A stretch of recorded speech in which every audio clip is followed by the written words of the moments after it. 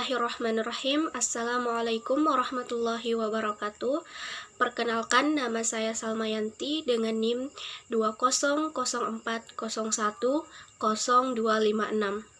Dalam video kali ini, saya akan menjelaskan mengenai konsep produksi dalam Islam dan konsumsi dalam Islam dalam mata kuliah Teori Ekonomi Mikro.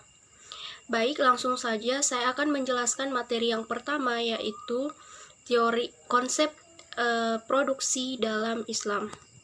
Konsep produksi dalam Islam. Secara teknis, produksi adalah mentransformasikan berbagai input menjadi output. Output sumber-sumber produksi untuk menghasilkan output berupa barang dan jasa. Sedangkan produksi dalam perspektif Islam adalah proses mencari, mengalokasikan, dan mengolah sumber daya menjadi output dalam rangka meningkatkan maslahah bagi manusia.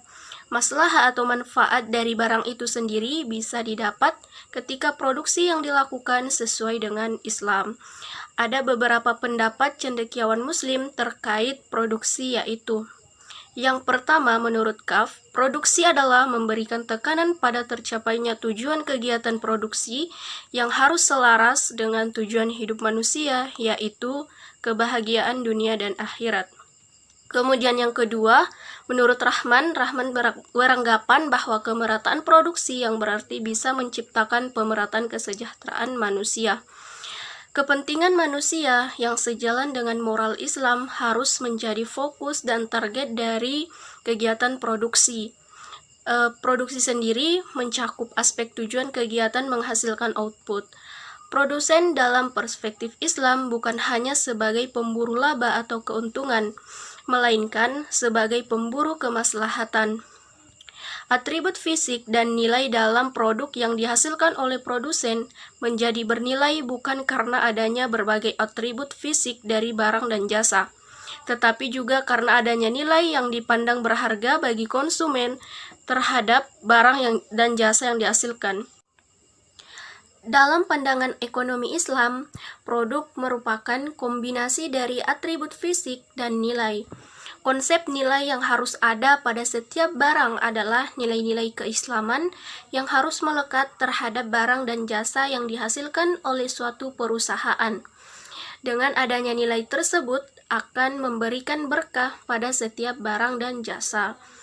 Adapun tujuan produksi dalam ekonomi Islam, yaitu yang pertama, produsen menghasilkan barang dan jasa untuk memenuhi kebutuhan. Kemudian yang kedua, konsumen memanfaatkan barang dan jasa tersebut untuk memenuhi kebutuhan. Sedangkan secara spesifik, tujuan dari kegiatan produksi adalah meningkatkan kemaslahatan yang bisa diwujudkan dalam berbagai bentuk. Di antaranya, yang pertama yaitu pemenuhan kebutuhan manusia pada tingkat moderat. Dalam hal ini menimbulkan dua implikasi. Yang pertama yaitu produsen hanya menghasilkan barang dan jasa yang menjadi kebutuhan manusia. Kemudian yang kedua, barang dan jasa yang dihasilkan harus memiliki manfaat yang real atau nyata. Kemudian tujuan dari produksi dalam ekonomi Islam yang kedua yaitu menemukan kebutuhan masyarakat dan pemenuhannya. Dalam hal ini, produsen harus ikut proaktif, kreatif, dan inovatif dalam menemukan berbagai barang dan jasa yang dibutuhkan. Kemudian yang ketiga yaitu menyiapkan persediaan barang dan jasa di masa depan. Kemudian yang keempat, pemenuhan sarana bagi kegiatan sosial dan ibadah kepada Allah Subhanahu wa Ta'ala. Adapun motivasi produsen dalam berproduksi yaitu yang pertama, mencari keuntungan material atau profit. Kemudian yang kedua, mencari kemaslahatan. Kemudian yang ketiga, kegiatan sosial dan ibadah kepada Allah Subhanahu wa Ta'ala. Sekian penjelasan materi tentang konsep produksi dalam Islam.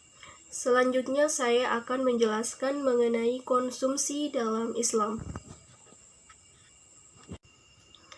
Konsumsi dalam perspektif ekonomi Islam adalah upaya memenuhi kebutuhan baik jasmani maupun rohani, sehingga mampu memaksimalkan fungsi kemanusiaannya sebagai hamba Allah Subhanahu wa Ta'ala untuk mendapatkan kesejahteraan di dunia maupun di akhirat.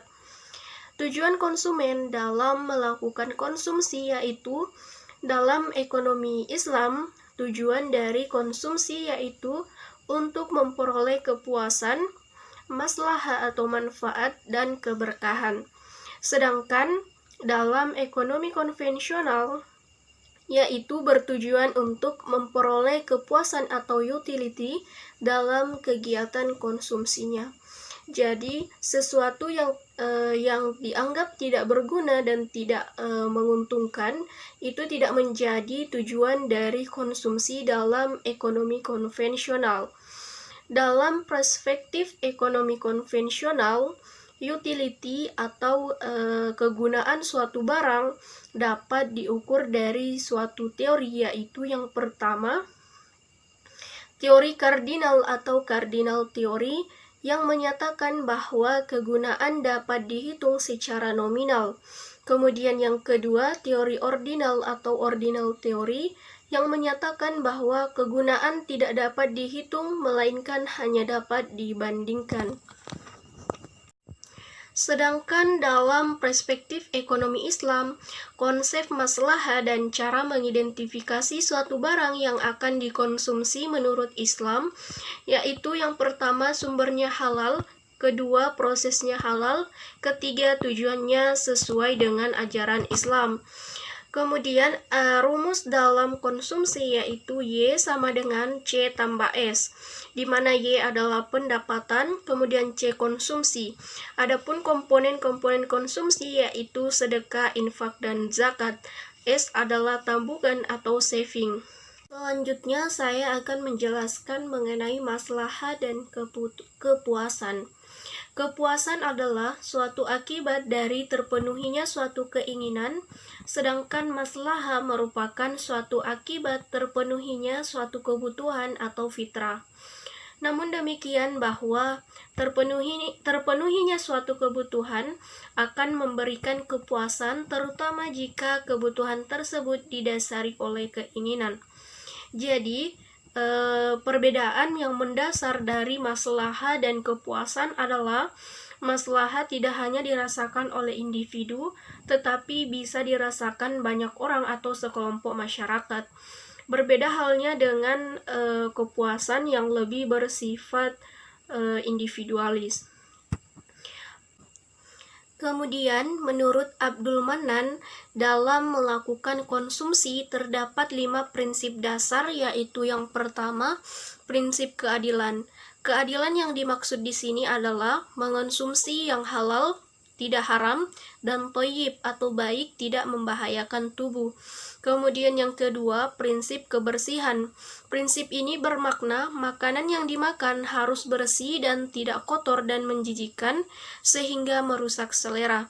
Kemudian yang ketiga, prinsip kesederhanaan. Maksudnya tidak berlebih-lebihan, artinya tidak melebihi dari kebutuhan yang wajar yang cenderung memperturutkan hawa nafsu semata. Kemudian yang keempat, prinsip kerendahan hati, dan kelima, prinsip moralitas. Baik, itulah tadi penjelasan singkat mengenai konsep produksi dalam Islam dan konsumsi dalam ekonomi Islam. Wassalamualaikum warahmatullahi wabarakatuh.